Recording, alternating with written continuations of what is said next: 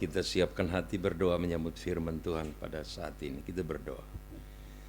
Bapa, terima kasih, kami bersyukur Tuhan Yesus telah baik bagi kami. Kau masih beri kami menikmati hidup sehat. Bahkan ada anugerah kesempatan yang orang lain tidak mendapatkannya. Tapi kami bisa mendapatkannya untuk berjumpa Tuhan dalam ibadah yang terjadi sore ini di sini.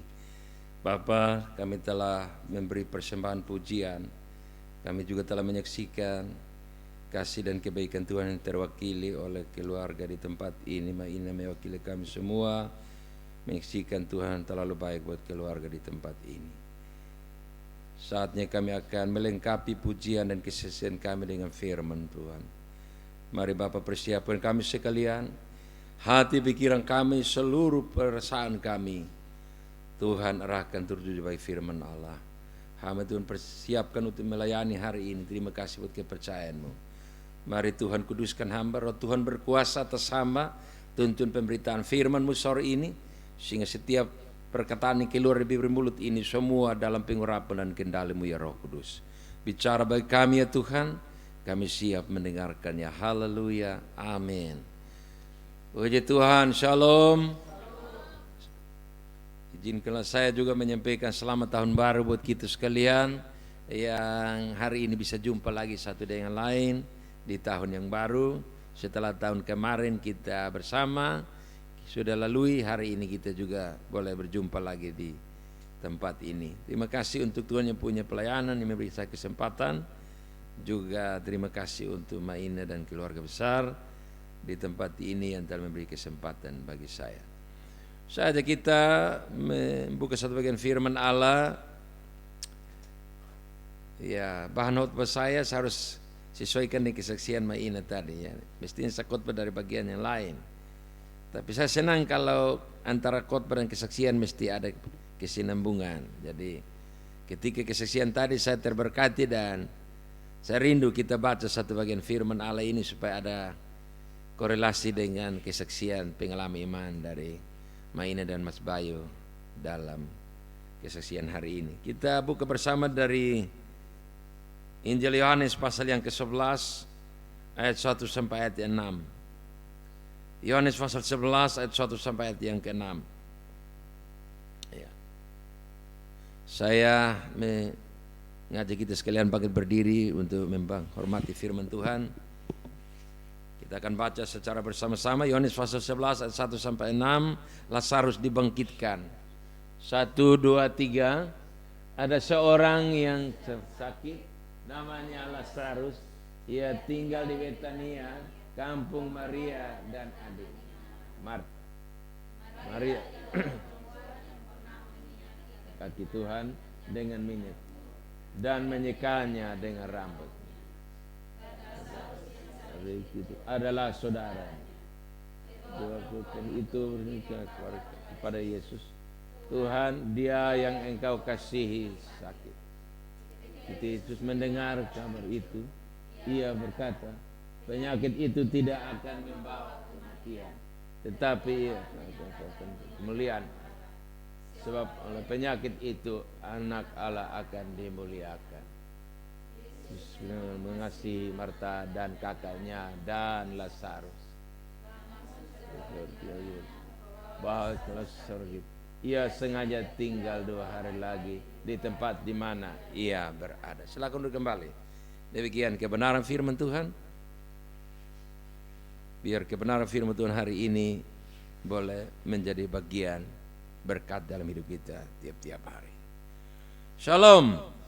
Saudara-saudara, hari ini kita akan belajar bagian kebenaran firman Tuhan ini. Ayat yang menjadi pokok perenungan dan pemberitaan kita hari ini dari ayat yang terakhir, ayat 6 ini. Namun setelah didengarnya bahwa Lazarus sakit, ia sengaja tinggal 2 hari lagi di tempat di mana dia berada. Kalimat ini menjadi pokok perenungan dan pemberitaan bagi kita hari ini. Namanya saja berita tentang sakit dari orang yang dikasihi. Sebagaimana ayat sebelumnya, Yesus memang mengasihi. Maria, Marta, dan Lazarus. Dia mengasihi. Tapi ayat 6 bilang dia sengaja setelah dengar berita bahwa orang yang dikasihi itu sakit, dia sengaja mengulur waktu kedatangannya. Tidak sesegera mungkin untuk ada ketika Lazarus masih terbaring di tempat tidur. Apa yang ingin Yesus nyatakan dibalik dari unsur kesengajaannya menunda kedatangannya, seolah-olah terkesan dia tidak mengasihi. Tapi Alkitab bilang Yesus memang mengasihi Marta, Maria, dan Lazarus, saudara mereka yang sakit itu. Lalu pertanyaan, kalau dia mengasihi, kenapa dia menunda kedatangannya untuk segera datang waktu dia menerima berita itu? Apa yang dia mau? Supaya ketiga orang ini melakukannya dibalik dari penundaan kedatangannya. Saudara, kita manusia ini ketika kita hadapi sesuatu, banyak orang pada umumnya termasuk saya mau yang cepat. Manusia pada umumnya mau cepat. Seperti Marta dan Maria berharap ketika beri kabar kepada Yesus dan Yesus telah dengar, harapan mereka cepat, secepat mungkin Yesus segera datang. Tapi yang terjadi ialah bahwa Yesus setelah terima berita atau kabar itu, dia tidak secepat yang mereka bayangkan. Apa perasaan Maria dan Marta? Sudah pasti sebagai manusia mereka kecewa, itu sudah pasti. Lalu dari pihak Yesus ada apa di balik dari kesengajaan dia menunda kedatangannya setelah menerima berita tentang sakitnya Lazarus? Apa yang Yesus mau supaya Maria dan Marta melakukannya ketika dia menunda kedatangannya, saudara? Atau dengan kata lain, apa yang Yesus mau dari kita waktu kita doa dan belum secepat yang kita harapkan, itu terjadi dalam hidup kita. Hari ini saya percaya bahwa firman Tuhan ini memberi kita wawasan, memberi kita pemahaman yang jernih supaya kita tidak gampang, tidak mudah kecewa dengan setiap doa-doa kita, setiap permohonan yang kita naikkan kepada Tuhan. Kalau kita kenyataan tidak sesuai dengan harapan. Maka itu saya beri tema khotbah kita hari ini, berusahalah mengerti kehendak Tuhan. Berusahalah mengerti kehendak Tuhan. Sebab terkadang kehendak Tuhan itu tidak akan cocok dengan kehendak kita. Amin Bapak Ibu. Yang Tuhan kehendaki sudah pasti tidak akan cocok dengan yang kita kehendaki. Yang Tuhan mau sudah pasti bertolak belakang dengan yang kita mau. Karena itu di pihak kita Allah mau kita menjadi pribadi-pribadi yang berusaha sedapat mungkin untuk mengerti apa itu kehendak Tuhan. Di balik dari setiap kenyataan hidup yang terkadang antara kenyataan dan harapan tidak seperti yang kita dambakan. Saudara, sesuai teks Efesus 5 ayat yang ke-17, usahakanlah supaya kamu mengerti kehendak Tuhan. Kenapa kita masih berusaha? Ya supaya kita tidak menjadi orang-orang yang cepat kecewa dengan Tuhan. Supaya kita tidak menjadi orang-orang yang mudah meninggalkan Tuhan. Supaya kita tidak menjadi orang-orang yang murtad dari pengiring kita dari Tuhan. Karena kita mengerti benar apa itu kehendak Tuhan dalam segala keadaan, dalam segala kondisi. Saudara, saya tunjukkan 2 Korintus pasal 12. 2 Korintus 12. Kita lihat di situ ayat yang ke-7 dan 8. Kita baca bersama 2, 3. Dan supaya aku jangan meninggikan diri karena penyataan-penyataan yang luar biasa itu.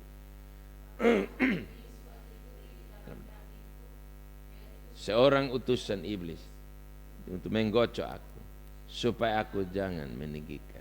Terus tentang hal itu aku telah 3 kali berseru kepada Tuhan supaya utusan iblis itu mundur daripada. Ayat berikutnya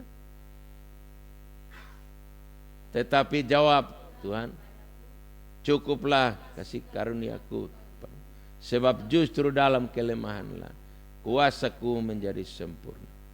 Karena terlebih suka aku kelemahanku, supaya kuasa Kristus turun menaungi.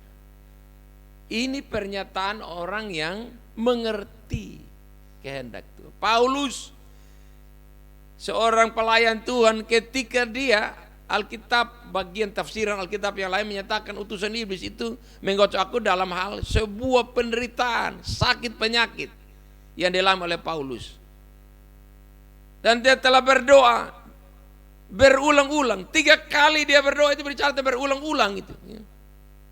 Tapi jawab Tuhan bilang cukup, lu akan sembuh. Saudara, coba kita berdoa 1 kali tentang kita pun sakit, lalu Tuhan bilang sudah, lu akan sembuh, lu penyakit lu akan bawa mati. Kira-kira karmana ya? Paulus punya sakit yang dalam tubuhnya, jawab Tuhan kepadanya ketika dia 3 kali berdoa, Tuhan bilang cukup, lu penyakit akan begitu terus, seperti duri di dalam daging, tidak akan sembuh. Paulus kalau dia tidak mengerti kehendak Tuhan, dia bilang Tuhan ini terlalu Tuhan son tahu kok. Beta ini aduh siang malam hujan panas di laut di darat naik gunung turun lembah, Tuhan son tahu kok beta dan seterusnya. Paulus tidak ombanya itu ya. Paulus bilang pada akhirnya aku terlebih suka ada dalam apa di situ? Bermegang atas kelemahanku, supaya akhirnya dia bermegah sekalipun secara fisik dia lemah karena sakit penyakit dalam tubuhnya seperti duri dalam daging itu. Dia karena mengerti kehendak Tuhan, dia tidak kecewa dengan Tuhan, dia tidak bersungut, dia tidak putus asa, dia tidak berhenti melayani Tuhan, tidak. Dia bilang terlebih suka aku bermegah. Kalau kita lihat dia punya ayat yang ke-10, coba tayang ayat 10, apa kata Paulus itu? Lebih keras lagi dia bilang di situ. 2-3, karena itu aku senang dan rela, ya, siksaan, terus di dalam pengen, ya, kesesakan, karena sebab jika aku lemah. Ini orang terlalu paham, terlalu mengerti kehendak Tuhan ini. Makanya dia bilang beta lebih suka ada dalam kelemahan, sebab waktu beta lemah maka beta akan kuat. Aku yang mana yang lemah dan aku yang mana yang kuat? Aku yang lemah, mengacu kepada akunya si Paulus secara tubuh dagingnya memang lemah, tetapi di satu sisi aku yang dimaksud kuat di sini adalah aku Paulus dalam sisi rohaninya. Secara tubuh daging memang lemah karena sakit penyakit, penderitaan, karena beban hidup yang dia alami. Betul diakui dia lemah, tapi dia karena mengerti kehendak Tuhan, dia bilang aku kuat. Aku yang dimaksud adalah aku secara rohaninya, tubuh rohaninya kuat. Saudara, orang kalau ada dalam berbagai pergumulan, tantangan hidup makin menghantam hidupnya, orang-orang itu tidak perlu diragukan lagi kualitas iman mereka. Amin, saudara, amin. Saudara lihat Ayub dan banyak tokoh-tokoh Alkitab yang lain. Semakin mereka dihantam dengan penderitaan, tantangan yang berat, kualitas iman mereka sangat teruji dan itu luar biasa. Mereka kuat secara rohani. Tapi kalau orang yang jarang berhadapan dengan tantangan persoalan hidup, kelihatannya kuat secara tubuh daging, tapi rohaninya lembek. Rohaninya tidak bertumbuh secara baik, ya. Karena itu kita sebagai anak-anak Tuhan kadang-kadang juga diizinkan Tuhan ada dalam berbagai pergumulan-pergumulan hidup yang menindih kita. Makanya Daud juga bilang ada saat dia di mana seperti berjalan di lembah kekelaman, tapi ada saat di mana Tuhan bawa dia berjalan berjumpa dengan padang rumput hijau dan air yang tenang. Jadi perjalanan anak-anak Tuhan itu tidak hanya pada rumput hijau air tenang semua, tapi sekali-sekali juga akan diimbangi dengan berjalan di lembah-lembah kekelaman. Kalau engkau mengerti kehendak Tuhan, engkau tidak akan mudah kecewa, engkau tidak mudah patah semangat, engkau tidak mudah putus asa, apalagi kasih tinggal Tuhan. Tidak mungkin, sebab engkau adalah pribadi yang sangat memahami, sangat mengerti apa maksud Tuhan, apa tujuan Tuhan di balik dari berbagai kondisi yang engkau rasa seolah-olah Tuhan menunda, seolah-olah Tuhan tidak peduli dengan permohonanmu. Tidak demikian. Nah, kembali pada konteks pembacaan kita hari ini. Setelah Yesus menerima berita tentang kabar apa sakitnya Lazarus, dia menunda kedatangannya 2 hari lagi di tempat di mana dia berada.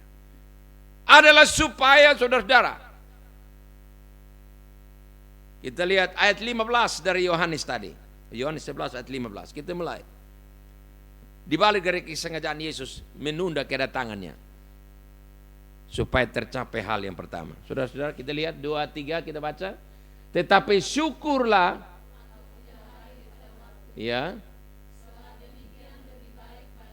supaya percaya. Waktu itu saya tunda tidak datang itu supaya ini bisa tercapai. Kamu belajar percaya. Amin. Amin. Belajar percaya. Kadang-kadang orang akan omong kita, ini orang berdoa, orang pemasalah ini selalu. Sawantar sakila, sawantar sial ini, sial itu, gagal ini, gagal itu. Tapi itulah Tuhan mengizinkan kita berhadapan dengan itu semua supaya kita dilatih oleh Tuhan, ya, untuk hidup karena percaya, karena iman, bukan karena melihat. Kita lihat 2 Korintus 5 ayat 7. 2 Korintus 5 ayat 7. 2 Korintus 5 ayat 7. 2-3. Sebab hidup kami ini hidup karena, bukan karena.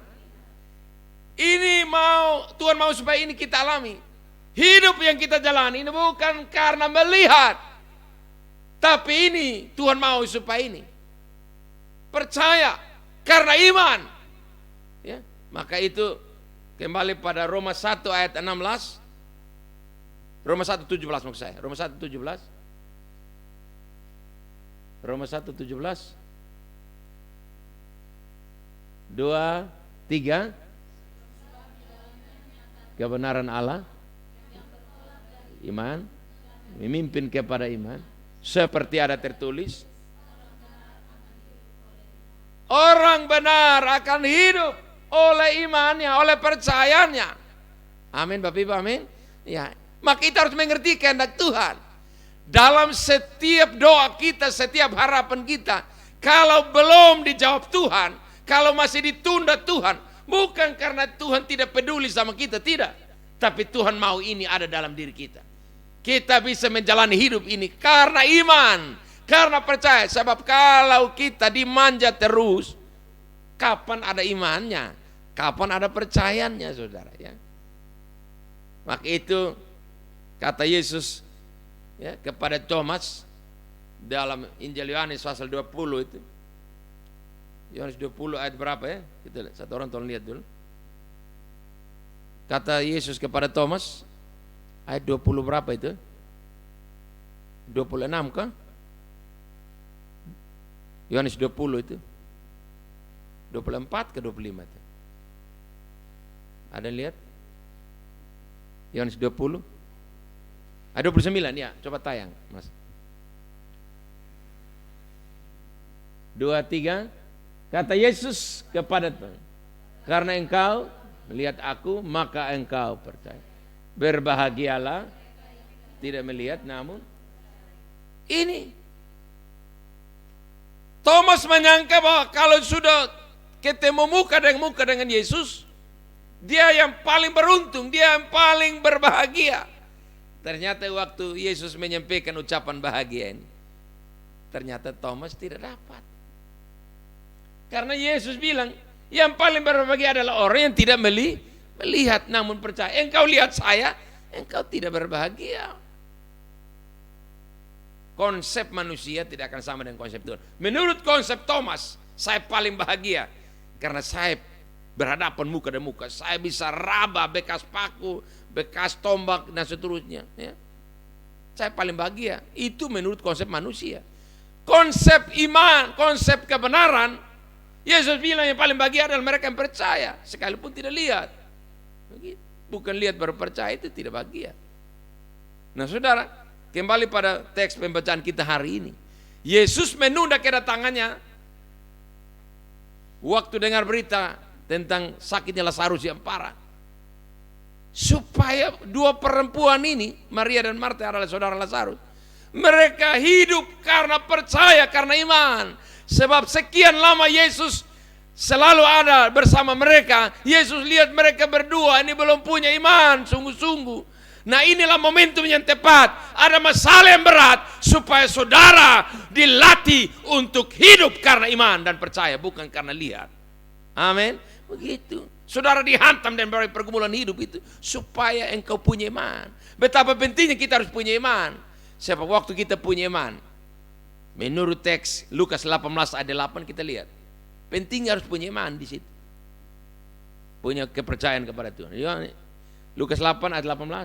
18 ayat 8 maksud saya. 2, 3.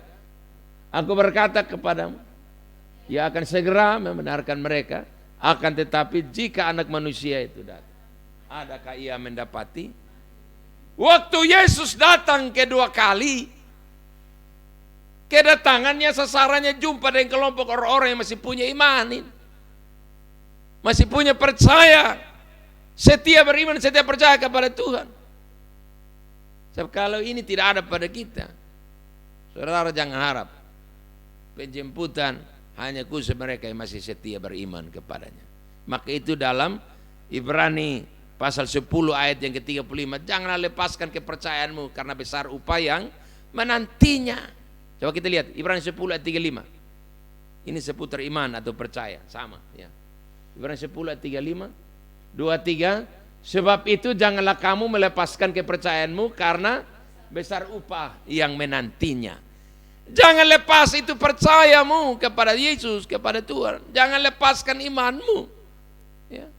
Karena itu berbagai persoalan, berbagai tantangan, pergumulan hidup yang berat, sakit, penyakit, kegagalan, ya, tekanan ini, tekanan itu adalah mempersiapkan saudara untuk menjadi orang-orang Kristen yang hidup dalam iman yang sungguh-sungguh. Hidup dalam percaya yang sungguh-sungguh. Tidak semua orang Kristen itu menjadi orang-orang yang beriman. Tidak semua. Tidak semua. Buktinya ada masalah, orang mulai lari sini lari sana, bukan datang kepada Tuhan. Kalau orang beriman itu dihadapkan dengan persoalan itu, dia tidak akan goyah. Ya. Dia tahu masih ada Tuhan. Masih ada Tuhan, masih ada jalan keluar. Masih ada Tuhan, masih ada mujizat. Amin. Nah, begitu. Kalau ada iman, kalau ada percaya. Karena itu penundaan Yesus segera datang untuk menjenguk Lazarus waktu dia masih sakit adalah untuk melatih ini dua perempuan ini, Maria dan Marta ini. Belajar percaya. Belajar dari apa? Belajar dari persoalan yang berat. Belajar dari tantangan penderitaan saudara mereka. Bahkan sampai matinya Lazarus. Ini cukup berat ini. Tidak hanya sakit berat, sampai meninggal. Ini pelajaran yang sangat tingkat tinggi, ya. Iman mereka, percaya mereka mulai ada di situ. Mulai dilatih oleh Tuhan dalam kondisi yang demikian. Karena itu saudara, ada saat di mana Tuhan tidak manja sang ketong. Ya. Karena Tuhan tahu bahwa ketong sudah makin hari makin dewasa. Anak kecil yang kita manja, kalau sudah besar ketong akan manja lagi. Pengiring kita dan Tuhan juga begitu. Ada saat di mana Tuhan tidak akan manja kita lagi. Ya, saya masih tetap, saya di mana-mana saya ingat. Saya punya peristiwa dengan kapal Cantika 2 tahun lalu. Saya punya doa kalau dapat Tuhan utus tim SAR datang waktu kami terbakar dengan kapal itu, tim SAR sampai cepat. Lu doa sampai masuk laut, sampai minum air laut 6 jam baru tim SAR datang. Apakah Tuhan tidak mengasihi? Tuhan mengasihi. Tapi supaya sekian lama teori iman, teori percaya yang saya khotbahkan, hari itu saya yang tukang omong, saya harus mengalami. Amin, go, amin. Supaya jangan seperti orang jual obat. Orang jual obat penyubur rambut, padahal yang jual obat di kepala saya ada licin. Nah, jual obat penyubur rambut bagaimana? Ya, contoh ya. Jadi tidak sekedar jago omong, kuasai teori, tapi praktek pun kita harus lulus tes dalam praktek. Jangan hanya lulus tes teori, praktek pun kita harus lulus. Pengen dengan Tuhan itu seperti itu. Ya, perjalanan kita dengan Tuhan itu seperti itu. Ya. Saya dibawa untuk mengalami yang namanya beriman, percaya Tuhan. Ya. Doa-doa sampai soneta mau doa bilang apa? Kok air laut sepenuh mulut, hidung. Ya. Mau doa apa lagi? Kembalikan yang terbaik menurut Tuhan. Itu sudah. Kok kita makin doa juga makin sore, makin malam. Tim SAR belum tahu sampai, makin gelap. Ini gelombang makin lama arus babotong menuju ke laut lepasan. Bisa laut ombai sana. Ya. Nah, doa makin minum air laut ini. Ya. Tapi itulah iman, itulah percayanya kita. Sampai betul-betul menurut manusia, menurut kata orang, sudah tidak ada harapan lagi. Baru muncul pertolongan supaya iman terbukti di situ. Amin. Beri kemuliaan bagi Tuhan, tepuk tangannya. Ya. Begitu saudara. Berdoa sampai temukan bukti iman dalam pergumulan kita. Iman harus menjadi semacam ya hal yang sangat terbukti lah, tidak sekedar teori, tapi ada bukti nyata. Dan memang saya sudah membuktikan yang namanya percaya, yang namanya doa dan penuh iman, saya sudah alami. Begitu. Berdoa sampai kata terakhir yang menjelang mulai gelap, itu saya pun kata-kata doa terakhir saya bilang, yang terbaik menurut Tuhan, silakan kehendakmu sajalah yang jadi. Karena susah bisa lah. Habis tenaga, bergantung di ini barang saja susah ada tenaganya, terakhir muat saya begitu. Tapi percayanya saya kepada Tuhan, saya optimis, pasti datang pertolongan. Kalau Tuhan belum izinkan saya meninggal, saya mati karena musibah itu, pasti saya hidup. Tapi saya tahu Tuhan punya cara untuk menolong saya itu, saya tahu pasti ada cara Tuhan. Ya. Itu terlalu kuat sekali. Ya. Terlalu kuat sekali. Sementara orang-orang bergantung dengan saya, sudah tidak kuat, ada lepas tangan, arus mulai pikul bawah. Ada lepas tangan, tidak kuat, arus pikul bawah. Begitu. Saudara, ini di depan mata. Maut bukan jauh, maut di depan mata.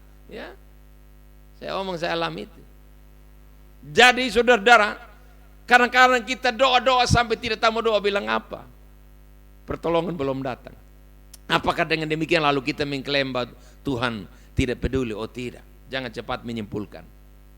Tuhan lagi latih kita untuk iman kita mulai ada di situ dalam keadaan seperti itu. Ya, Tuhan latih kita dalam berbagai pergumulan yang berat. Itu Tuhan lagi melatih kita. Begitu. Nah saudara, itu yang pertama, supaya mereka dilatih untuk beriman atau percaya. Yang kedua, penundaan kedatangan Yesus tidak segera datang waktu terima berita tentang Lazarus sakit. Apa yang Yesus mau supaya ya dinyatakan dibalik dari penundaan kedatangannya. Selain melatih dua perempuan ini supaya hidup dalam percaya yang sungguh-sungguh, tetapi yang kedua, bersama saya kita lihat di dalam ayat 33 sampai ayat 36. Yohanes 11 tadi. Ya, silakan baca. Orang-orang Yahudi yang datang bersama-sama dia, maka masuklah hatinya, ia sangat terharu dan berkata, di manakah dia akan membaringkan mereka? Tuhan, Lihatlah. maka menangislah Yesus. Terus, Kata orang-orang Yahudi, lihatlah betapa kasihnya kepada. Kata orang-orang Yahudi, lihatlah betapa Yesus mengasihi. Ini dua perempuan ini, termasuk Lazarus yang mati. Bukti Yesus mengasihi, dan banyak orang lihat bukti Yesus mengasihi mereka. Karena ayat 35 tadi dia bilang, maka menangislah Yesus. Saudara, silakan pulang dari sini dan bolak-balik Alkitab Perjanjian Baru. Berapa kali Yesus menangis di tempat orang mati yang dia bangkitkan? Menurut saya sekian banyak orang mati yang dibangkitkan, baik anak Yairus, baik pemuda di Nain. Ya.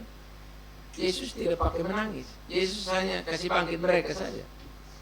Tapi yang Yesus menangis hanya Lazarus saja. Amin, Gong. Amin. Kenapa Yesus menangis? Ya karena Yesus ingin supaya banyak orang melihat kasihnya yang besar itu kepada ini 3 orang, termasuk yang mati ini. Karena sekian lama yang tahu Yesus mengasihi dong hanya antara mereka saja. Pihak Yesus dengan Maria, Marta, dan Lazarus. Karena sesuai keterangan ayat sebelumnya, bahwa ia yang engkau kasihi sakit, itu kata Maria dan Marta kepada Yesus dalam berita, dalam pesan yang mereka kirim. Lalu ayat 5 dari pembacaan tadi dibilang apa? Yesus memang mengasihi Marta dan kakaknya serta saudaranya Lazarus. Jadi kasih dari Yesus kepada 3 orang ini hanya mereka 2 pihak saja yang tahu.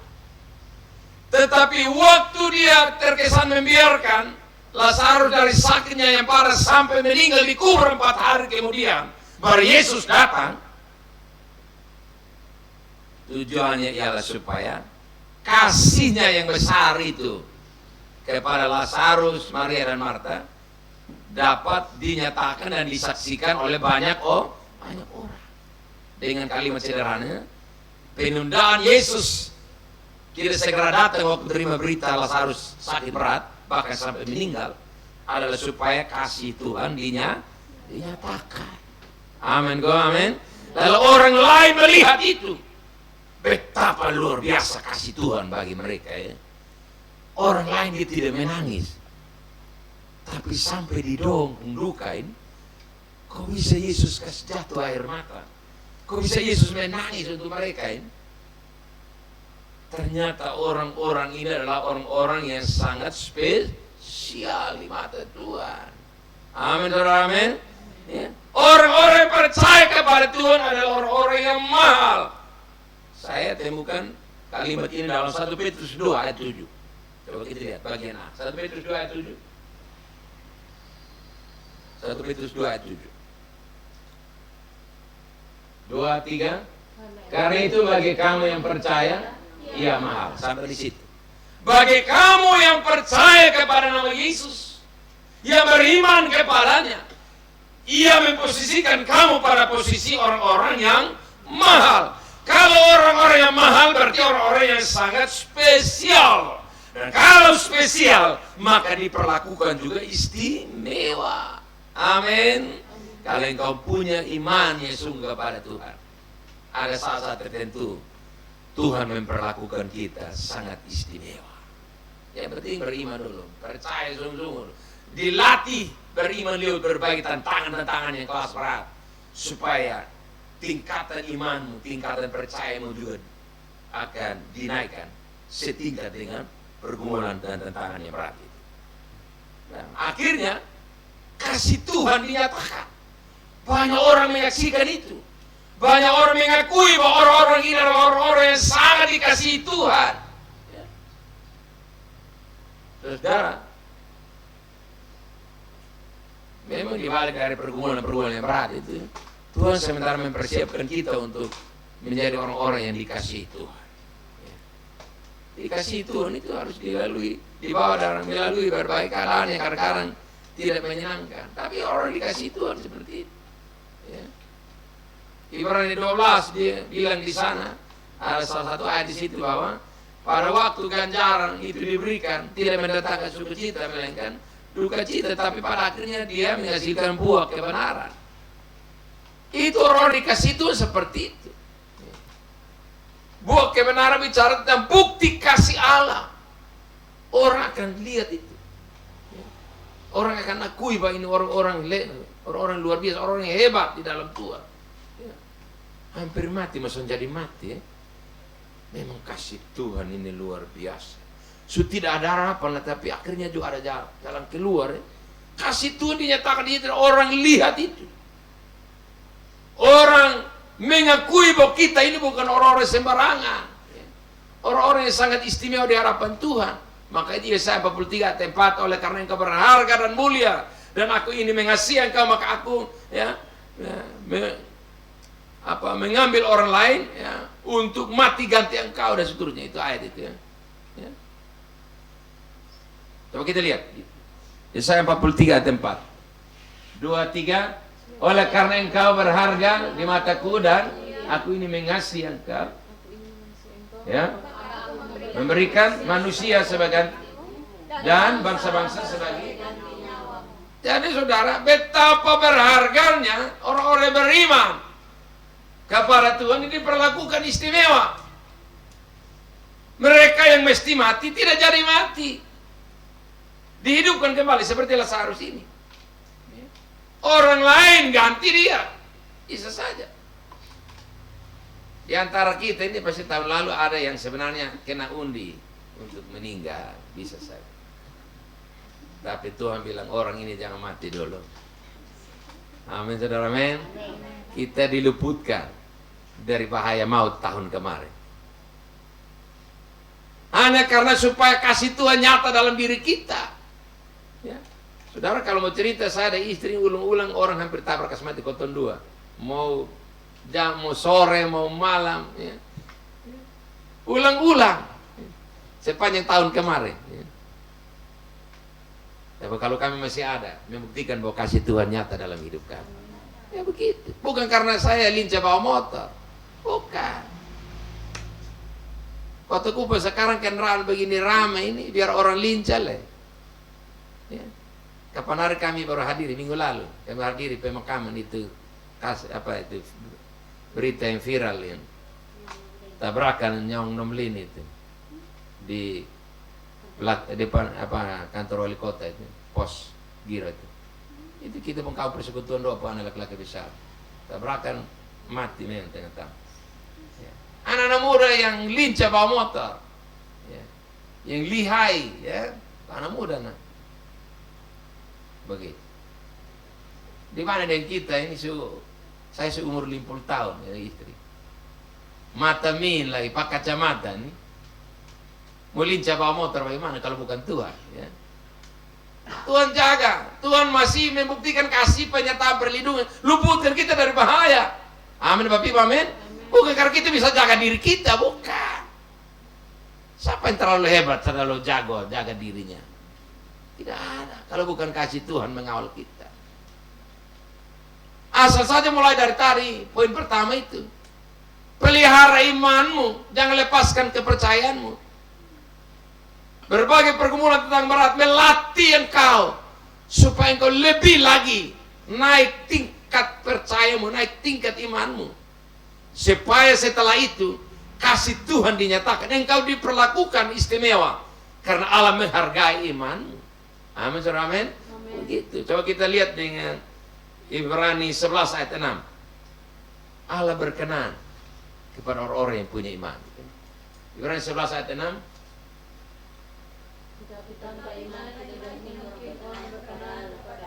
Sebab ada Allah, ia harus percaya bahwa Allah memberi upah mereka yang sungguh-sungguh. Kalau punya iman, punya percaya sungguh pada Tuhan, Allah berkenan, Allah suka, berkenan sama dengan Allah senang, Allah simpati, menaruh perhatian kepada orang yang demikian. Nah, kalau dia taruh perhatian kepada orang yang punya iman kepadanya, dia senang kepada orang beriman kepadanya, bagaimana dia tidak peduli dengan kita dalam berbagai kesulitan kita? Pasti dia tolong, pasti dia buktikan kasihnya dalam masa-masa sulit, dalam masa-masa yang kritis. Allah bertindak menyatakan kasihnya di situ. Amin. Begitu. Pasti ini orang-orang yang ikut dengan Maria dan Marta dan Yesus. Waktu mau bikin apa? Kalau harus kubur sampai hari mau bikin apa? Orang kalau melayat itu melayat di rumah duka, bukan di kuburan. Waktu mau ajak di kuburan, maksudnya dia tanya tempat di mana Lazarus dikuburkan, maksudnya mau bikin apa? Mereka tidak tahu kalau kasih Tuhan mau dinyatakan di balik kematian Lazarus. Kasih Tuhan dinyatakan di situ supaya banyak orang lihat. Ternyata yang selama ini saya bergaul dengan kamu dan kamu bergaul dengan saya, ini adalah momentum yang tepat. Saya buktikan kasih saya supaya banyak orang lihat. Ya. Amin, saudara, amin. Ya. Ada satu lagu bilang begini. Ini apa? Allah itu kasih. Lagu apa itu ya? Supaya dunia lihat kok apa? Bahwa engkau Allah. Allah itu kasih itu. Ya. Senang lagu itu. Supaya dunia lihat bahwa Allah itu Allah yang kasih.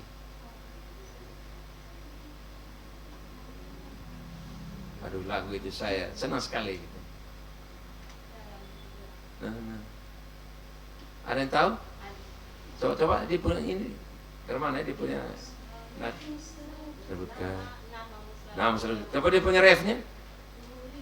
Ku rindu merasakan kasih yang ku rasakan. Ini lagunya. Darimu Yesus Tuhan, ku rindu semua yang kau lakukan, membuat dunia mengerti. Kau menunjukkan Allah itu. Amin, saudara, amin. Saat-saat seperti itu Allah menunjukkan pribadinya bagi dunia. Lewat kita kasih Allah dinyatakan kok. Kapan dunia tahu Allah itu Allah yang kasih? Saat-saat seperti itu. Kita bisa bersaksi, menyatakan bahwa ternyata kasih Allah sangat terbukti. Saya alami, bukan pinjam kesaksian orang lain, bukan saya copy paste pengalaman orang lain, tapi saya mengalami langsung kasih Allah terbukti dalam diri saya. Amin. Beri kemuliaan bagi Tuhan. Saat itulah dunia menyaksikan, dunia melihat kasih Allah dinyatakan. Kalau tidak demikian, orang bilang boleh omong, mana bukti? Hanya omong besar saja, mana bukti? Ah, ini buktinya. Gitu. Kita lihat di baliho di pinggir jalan banyak ada kata-kata yang sudah terbuktinya, beri bukti bukan janji. Hanya omong kata-kata, omong kosong semua. Ya. Namanya saja kata-kata manis toh. Orang pandai merangkai kata supaya menarik perhatian, menarik simpati, menarik pendukung. Itu kata-kata manusia, isapan jempol. Ya, variasi kata. Tapi Alkitab tidak ajar kita model begitu. Alkitab membawa kita dalam titik di mana kita akan melihat, dan bukan hanya kita, orang lain pun melihat dan menyaksikan itu. Bukti kasih Allah dinyatakan dalam diri kita dalam berbagai kondisi tertentu yang rasa-rasanya Tuhan seolah-olah jauh dari kita. Tidak juga. Tapi saat itulah momentum yang tepat.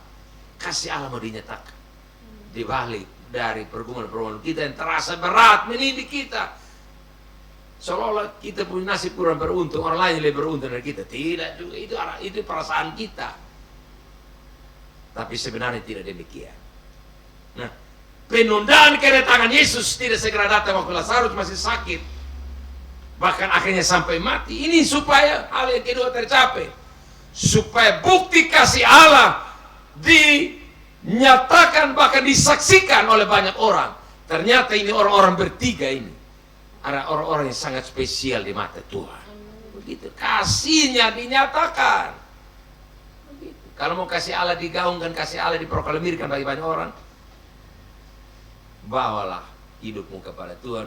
Biarkan Tuhan mau buat apa, itu terserah Tuhan. Ya. Kita jangan sok-sok bisa mengatur hidup ini. Kita jangan sok-sok bisa mengendalikan Tuhan. Tidak bisa, kita bisa mengendalikan Tuhan. Biarkan Tuhan memimpin dan mengendalikan langkah hidup kita. Dan disitulah titik di mana kasih Tuhan dinyatakan. Dan kita juga akan terheran-heran. Kita juga terkagum-kagum. Seperti Mazmur 126 bilang, ayat yang kedua, pada waktu itu orang akan mengatakan, ya, Tuhan telah melakukan perkara besar. Coba kita lihat, Mazmur 126 ayat 2. 1, 2, 3. Pada waktu itu, ya, ya, Tuhan telah melakukan. Ini orang mulai akui bahwa ini orang-orang telah mengalami kebesaran Tuhan. Tuhan telah melakukan perkara besar kepada orang ini. Orang mulai bercerita, orang mulai berkata satu dengan lain. Ini orang-orang luar biasa. Pada waktu itu waktu yang mana? Waktu di mana kita ada dalam kesulitan yang berat. Kita ada dalam penderitaan yang berat. Kita ada dalam tantangan yang luar biasa. Waktu itulah waktu yang tepat. Orang akan bercerita. Ketika Tuhan mulai memulihkan keadaan kita sesuai ayat 1. Keadaan kita seperti orang-orang yang tidur dan bermimpi. Saat itulah orang mulai bercerita. Ketika pemulihan Allah terjadi dalam hidup kita, dalam pergumulan kita, dalam keluarga kita, dalam rumah tangga kita, dalam bisnis kita, dalam pekerjaan kita, dalam masa muda kita, pemulihan itu terjadi, kasih Tuhan nyata waktu itu. Orang mulai bercerita satu dengan lain. Ternyata orang-orang ini adalah orang-orang yang luar biasa. Gitu. Saya waktu lolos berapa bulan kemudian ketemu seorang teman pelayanan, dia peluk saya, dia cium saya, dia menangis. Aduh, saya dengar Sumati, saya masih hidup kok. Tadi saya masuk pertemuan, saya lihat Pak Pemuka, saya tidak yakin ini Pak Talon atau bukan. Saya dengar Pak Sumati minum air laut ke Sumati. Soalnya ikut berita bapak mau bilang saya Sumati di mana? Karena mungkin dia ikuti yang ini nama-nama yang keluar yang lolos, dan itu saya nama kan tidak ada. Jadi sebelum saya Sumati. Karena waktu itu nama saya tidak cantumkan nama-nama yang lolos, ya. Kan tiap kali kan ini update, ini apa nama-nama penumpang cantika yang lolos itu. Kan nama-nama di update beritanya itu kan saya punya tidak masuk, jadi tahu saya Sumati. Jadi waktu dia lihat saya di pertemuan 1 di Wapura, dia sepanjang ini pertemuan doa dia main lihat saya terus. Ini di Batal mau kok bukan? Habis pertemuan baru dikasih tahu kami tertawa. Saya tidak yakin Pak masih hidup. Jadi saya dipenampakan diri, terus habis ini saya hilang lagi. Artinya dia begitu tidak habis pikir kok saya hidup, begitu. Nah itulah kasih Tuhan dinyatakan di situ. Kalau apa nama tidak muncul di nama-nama yang lolos dari ini apa kecelakaan itu, saya dilihat nama, saya pikir Pak Sumati. Begitu. Saudara, ini luar biasa. Kadang-kadang sekali lagi, saudara jangan cepat menyalahkan Tuhan, jangan cepat merasa kecewa dengan Tuhan. Karena Tuhan mau promosikan kita supaya kita lebih naik tingkat lagi. Amin. Kasih Tuhan lebih dinaikkan volumenya dalam diri kita, dibalik dari situasi-situasi di mana kita merasa tidak berdaya lagi. Itu kasih Tuhan dinyatakan dalam titik di mana kita tidak bisa berdaya lagi. Yang ketiga dan terakhir, penundaan kedatangan Yesus setelah menerima berita tentang Lazarus sakit bahkan sampai meninggal adalah bukan berarti dia tidak mengasihi, dia tetap mengasihi, tapi dia mau supaya hal yang ketiga ini tercapai. Kita lihat di dalam pembacaan kita tadi ayat 4, Yohanes 11 ayat 4, kita baca sama-sama. Yohanes 11 ayat 4, 2, 3. Ketika Yesus ia berkata, penyakit itu tidak akan membawa kematian, tetapi akan kemuliaan Allah. Sebab oleh penyakit itu anak Allah akan 2 kali dimuliakan. Amin, amin. Amin. Anak Allah dimuliakan. Allah dimuliakan, menyatakan kemuliaan Allah. Kapan Allah dimuliakan dalam hidup kita? Kapan? Kalau saudara bertahun-tahun ikut pertemuan doa, tapi saudara tetap biasa-biasa, saya tidak pernah ya, ada dalam hal-hal yang berat, kapan saudara bisa menyatakan kemuliaan Allah bagi dunia? Tidak akan ada. Bahkan tiap kali kita persilakan bersaksi, orang akan bilang begini, kok mau bersaksi apa? Beta bingung mau bersaksi apa. Tapi kalau saudara di bawah Tuhan berbagai keadaan, saya yakin baru persilakan, baru buka ruang kesaksian, orang akan mulai rebutan mau maju. Karena aduh, saya mengalami terlalu banyak. Saya satu kali di satu pertemuan doa, persilakan orang tidak ada maju, saya bilang begini, ketua pertemuan doa berdoa minta masalah ke anggota supaya minggu depan banyak yang bersaksi. Dia bilang, aduh Bapak jangan doa begitu. Tak, sebenarnya ada masalah itu supaya kesaksian nama Allah dimuliakan. Kalau hidup ini enjoy, happy, aman, persilakan saudara satu bergerak. Doa minta masalah, rufuk no semua. Nanti minggu depan kesaksian banyak. Begitu. Bagaimana? Kapan Allah dimuliakan kalau saudara tidak pernah mengalami keajaiban Tuhan dan berbagai pergumulan yang berat? Mesti Tuhan bawa kita dari situasi-situasi yang berat. Kita ditolong Tuhan keluar dari situ. Kesaksian kita memuliakan Allah, dan banyak orang mendengarkan itu dan memuliakan Allah juga. Bukan hanya kita saja, orang lain pun turut memuliakan Allah dibalik dari kesaksian pengalaman kita. Amin. Begitu. Kalau tidak, Mau bersaksi apa supaya Allah dimuliakan? Sana kan ada bahan kesaksian, sana kan ada. Dulu sampai bertahun-tahun sampai kau pulang, dulu kau akan bersaksi. Mau bersaksi apa? Kok semua aman-aman baik-baik. Saudara, hidupnya kembali Lazarus. Sebelum Maria dan Marta bersaksi pun orang sudah heboh bercerita. Begitu. Seperti saya juga tadi saya singgung itu. Saya keluar di Tanjung Nekliu sebelum saya bersaksi orang dosu. Tuhan terlalu hebat, 4 tahun tidak jadi mati. Orang timur tidak tahu berenang, dia bisa lolos itu. Orang sebelum saya bersaksi dosu bersaksi, apalagi saya bersaksi lebih lagi double kemuliaan Tuhan. Begitu. Nah bayangkan kalau waktu kapal baru mulai asap lalu langsung ada kapal lain datang tolong ketemu. Itu barang biasa, itu baru asap. Kapal Noe buang dulu baru kesaksian kemuliaan Allah. Masuk laut dulu. Nah, begitu. Artinya paling ngeri-ngeri Tuhan bawa kita di situ supaya kemuliaan Allah nyata di situ. Begitu. Kalau tidak kapan kita bisa menyaksikan kemuliaan Allah? Kapan? Kapan orang lain memuliakan Allah di kasih kita? Kapan? Pengalaman kita kapan nanti? Ya. Nah saudara, kadang-kadang kita ini mau dimanja Tuhan saja. Ya. Itu kata-kata doa Bapa kami itu sebenarnya berlaku bagi orang yang masih bayi rohani. Janganlah membawa kami ke dalam penggoda pencobaan, betul. Tapi saya pakai tapi, kalau engkau sudah dewasa secara rohanimu, bagaimanapun Tuhan akan izinkan kita. Saudara lihat Matius 4 dengan Lukas 4. Roh Kudus membawa Yesus bertemu dengan setan. Roh membawa Yesus ke padang gurun, di padang gurun ketemu dengan setan. Itu sebenarnya Yesus memberi contoh bahwa ketika kita sudah dewasa secara rohani, secara iman, secara kekristenan kita dalam pengiringan kita, ada satu waktu Tuhan akan tuntun kita dan kita akan berjumpa dengan berbagai tantangan-tantangan yang kelas tinggi, kelas berat memang, supaya kedewasaan iman kita, kedewasaan rohani kita teruji di situ, dan akhirnya kemuliaan Allah menjadi nyata. Begitu. Kesaksian kita, Allah dimuliakan, orang terkagum-kagum. Seperti ada kesaksian Mbak Ina tadi, saya juga baru dengar, saya juga baru tahu ini hari. Ya, Mas Bayu pernah stroke, ya, sudah bisa jalan. Hari ini kok seperti tidak pernah mengalami itu. Kok sempurna, ya, seperti tidak pernah alami. Ya. Kita baru dengar. Nah itu kalau pikir-pikir, wah kok bisa? Ya bisa. Allah dimuliakan. Nama Allah dimuliakan.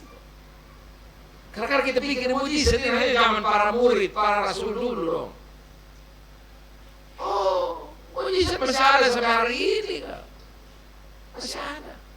Makanya selalu saya bilang, masih ada Tuhan, masih ada mujizat. Amin, Bang. Begitu. Tuhan masih ada sampai hari ini, berarti mujizat juga masih ada sampai hari ini. Begitu. Hanya sejauh mana kita ini mau memahami kehendak Tuhan atau tidak, mengerti kehendak Tuhan atau tidak.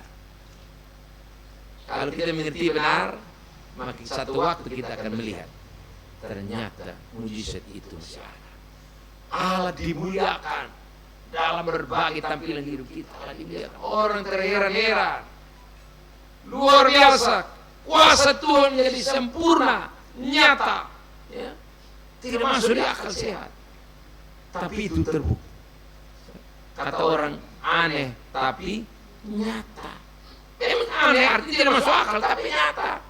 Dan itulah keulikan kuasa Tuhan dan Allah dimuliakan dalam berbagai tampilan kesaksian hidup kita. Nah, saudara, itu yang perlu kita kaji. Kenapa Yesus sengaja tinggal 2 hari lagi, menunda kedatangannya, tidak segera datang setelah terima berita tentang Lazarus sakit. 3 hal ini Yesus mau supaya tercapai dalam diri Maria dan Marta, bahkan banyak orang yang hadir pada waktu itu dalam peristiwa kematian Lazarus. Saya percaya tahun ini bukan tidak mungkin Tuhan akan bawa kita juga yang ada dalam ibadah hari, akan mengalami berbagai macam ujian, tantangan, pergumulan-pergumulan yang akan volumenya dinaikkan, ditingkatkan oleh Tuhan supaya saudara punya percaya juga dinaikkan, kelas imanmu juga dinaikkan, supaya kasih Tuhan juga makin nyata dalam setiap kehidupan kita, dan supaya kemuliaan Allah juga nyata dalam setiap kesaksian hidup kita, dan orang lain memuliakan Allah sebagaimana apa yang terjadi di Lazarus dalam kebangkitannya. Allah dimuliakan karena peristiwa kebangkitan Lazarus.